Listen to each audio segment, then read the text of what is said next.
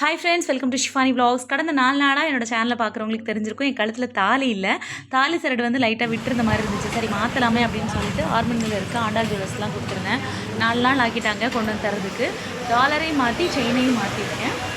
மாற்றிட்டு பக்கத்தில் இருக்க டிசிடபிள்யூவில் இருக்க அந்தனியார் கோயிலுக்கு வந்தாச்சு. இங்கே வச்சு கொஞ்சம் நேரம் ப்ரேயர் பண்ணிவிட்டு அதுக்கப்புறமா கழுத்தில் போட்டுக்கலாம் அப்படின்னு போனதுமே மெழுகுத்திரி ஏற்றிட்டு எரியிற விளக்கில் எண்ணெயும் ஊற்றிட்டோம். ஊற்றினதுக்கப்புறமா ஹஸ்பண்ட் வந்து மாலை வாங்கிட்டு போயிருந்தோம்.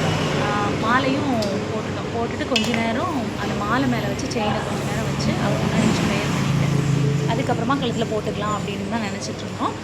தாலி சரடு வந்து 35 கிராமும் 333 மில்லி. நாங்கள் வந்து 35 கிராமில் செஞ்சு கொடுத்துருந்தோம். 330 மில்லி எக்ஸ்ட்ரா வந்ததுனால ஒரு 3000 கேட்டாங்க. அதுக்கப்புறம் அதையும் கம்மி பண்ணிவிட்டு நாங்கள் கொடுக்க வேண்டிய காசு ஒரு 8000 மட்டும் கையில் கொடுக்குற மாதிரி இருந்துச்சு.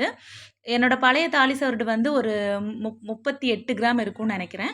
3 கிராம் செய்கூலி சேதாரத்திலே போயிடுச்சு. அம்மாவுக்கு தான் இந்த செயின் பிடிக்கல. அம்மா பிடிக்கலன்னா அவங்களுக்கு வந்து தாலி மாதிரி எடுத்துக்கலாமே, இது செயின் மாதிரி இருக்குது அப்படின்னாங்க. நான் வந்து ஏம்மா இத்தனை வருஷமாக அந்த மாதிரி போட்டாச்சுல, இப்போ எனக்கு பிடிச்ச மாதிரி போட்டுக்கிறேன் அப்படின்ட்டு போட்டுக்கிட்டேன். இந்த செயின் எனக்கு சூட் ஆகுதா அப்படின்னு கமெண்ட் பண்ணுங்கள். பக்கத்தில் கோயிலில் வந்தவங்க ஒருத்தங்கிட்ட கொடுத்து தான் இவங்க செயின் போடுற மாதிரி வீடியோ எடுக்க சொன்னேன். வீட்டுக்கு வரும்போது ஃப்ரைட் ரைஸ், நூடுல்ஸ், அப்புறம் சுட்டக்கோழி இதெல்லாம் வாங்கிட்டு வந்து சாப்பிட்டோம். அன்றைக்கி ரொம்ப ஸ்பெஷலான டே. என்னன்னு சொன்னால் என் தம்பியோட வெட்டிங் டே, எங்கள் அம்மாவோட பர்த்டே, அப்புறமா இந்த தாலி சரடு மாற்றினதும் இன்றைக்கி தான். அது என்னைக்குன்னு பார்த்தீங்கன்னா ஜூன் 24ஆம் தேதி. இந்த 3ம் சேர்ந்தாப்புல வந்தது எனக்கு ரொம்ப சந்தோஷம்.